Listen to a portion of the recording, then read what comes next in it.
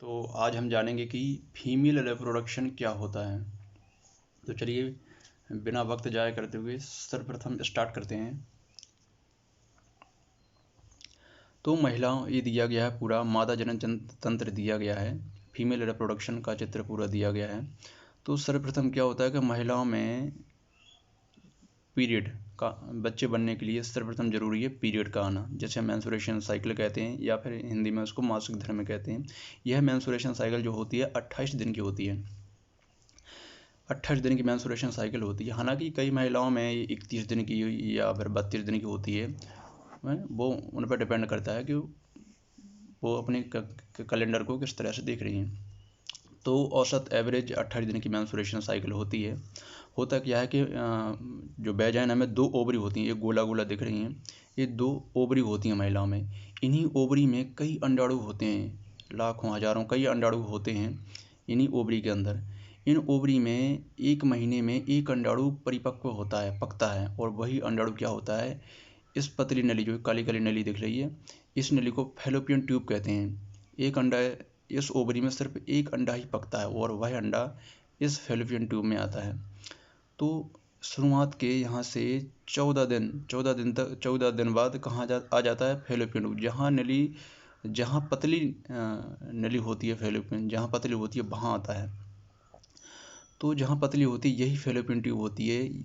इसी fallopian tube में अंडाणु आता है और यहाँ पर 12 से 24 घंटे के लिए ही अंडाणु रुकता है। यदि 12 से 24 घंटे में पुरुष का शुक्राणु या वीर या स्पर्म यहाँ पर आ गया और इससे कनेक्ट हो गया तो बच्चा बनना स्टार्ट हो जाता है। यदि यहाँ पर शुक्राणु नहीं मिला तो यही अंडाणु यूट्रस या गर्भाशय के रास्ते वेजाइना के द्वारा खून के रूप में बाहर निकल जाता है। तो जैसे ही फैलोपियन ट्यूब में पुरुष के शुक्राणु अंदर प्रवेश वेजाइना के रास्ते अंदर आए तो पुरुष के शुक्राणु कम से कम 20 लाख शुक्राणु होते हैं, लेकिन बच्चा पैदा करने के लिए सिर्फ एक जरूरी होता है, एक शुक्राणु जरूरी होता है 20 लाख में। कम से कम 20 लाख शुक्राणु वेजाइना के रास्ते महिला के गर्भाशय में प्रवेश करते हैं। तो कुछ जो शुक्राणु होते हैं इस रास्ते चले जाते हैं, कुछ शुक्राणु इस रास्ते चले जाते हैं, कुछ शुक्राणु इस रास्ते चले जाते हैं। तो जितने भी शुक्राणु इस रास्ते जाते हैं तो वहाँ पर इसे अंडाणु नहीं मिलता है, तो ये सारे ख़त्म हो जाते हैं। सामने जाते हैं, सामने अंडाणु नहीं मिलता है, तो यहाँ पर ख़त्म हो जाते हैं। जिस साइड इसे अंडाणु मिल गया, इस साइड गया, माना इस साइड गया तो इस साइड इसको अंडाणु मिल जाएगा, तो यहाँ ये कनेक्ट हो जाएगा, तो यहाँ बच्चा बनना स्टार्ट हो जाएगा।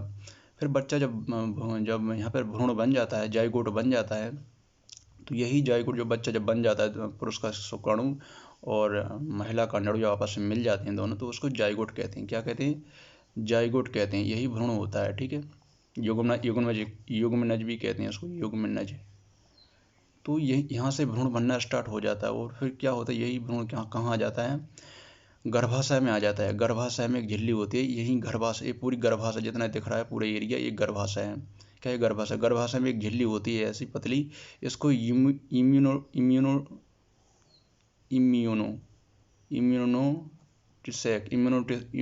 इम्यूनिटीसैक इसको सैक झिल्ली कहते हैं, ठीक है।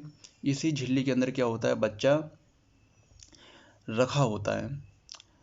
तो बच्चा यहाँ पर इसी गर्भाशय दिया गया, इसी गर्भाशय में बच्चा 9 माह तक, कितना, 9 माह तक रहता है बच्चा। 9 माह तक रहता है, उसका पालन पोषण होता है, उसको खाना पीना, एक उसके जो नाभि होती है, उसकी नाभि में एक प्लेसेंटा नली जुड़ी होती है, उसी से खाना मिलता है माँ के द्वारा। प्लेसेंटा नली जुड़ी होती है उसकी नाभि से, उसी के द्वारा बच्चे को खाना पीना मिलता है। तो बच्चा यहाँ पर 9 माह तक रुकता है। 9 माह के बाद क्या होता है कि बच्चा वेजाइना के रास्ते उसका जन्म हो जाता है। ये था फीमेल रिप्रोडक्शन, मैंने आपको पूरा विस्तार से बता दिया है। अब थोड़ा हम इसके, अभी तो हमने बात कर ली कि बच्चा किस तरह बनता है, अब थोड़ा और इसके बारे में जानते हैं। क्या होता है कि महिलाओं में यदि इस माह, माने जनवरी का कोई माह है, जनवरी की माह में इस ओवरी से अंडाणु निकला तो अगले माह इस ओवरी से अंडाणु निकलेगा। यदि अगले माह इस ओवरी से अंडाणु निकला तो उसके अगले माह इस ओवरी से अंडाणु निकलेगा। और फैलोपियन ट्यूब में जैसे ही पुरुष का शुक्राणु मिल गया और भ्रूण बन गया तो फिर महिलाओं में पीरियड नहीं आते हैं। जब महिला में पीरियड नहीं आते हैं तो इसका मतलब यही होता है कि महिला प्रेग्नेंट हो चुकी है। और एक बात और याद रखना है कि जो बच्चे जो महिला का शुक्राणु और पुरुष का शुक्राणु और महिला का अंडाणु फैलोपियन ट्यूब जहाँ पतली होती है यहीं पर मिलते हैं, ये बात याद रखना। तो बच्चे का निर्माण कहाँ होता है? फैलोपियन ट्यूब में होता है। ये बात याद रखना, बच्चे का निर्माण कहाँ होता है? फैलोपियन ट्यूब में होता है। तो मैंने आपको पूरी चीज़ें विस्तार से बता दी हैं। तो वीडियो आपको कैसा लगा है? यदि अच्छा लगा हो तो प्लीज़ लाइक कीजिए और कमेंट में ज़रूर बताइएगा कि मतलब क्या कैसा, मतलब क्या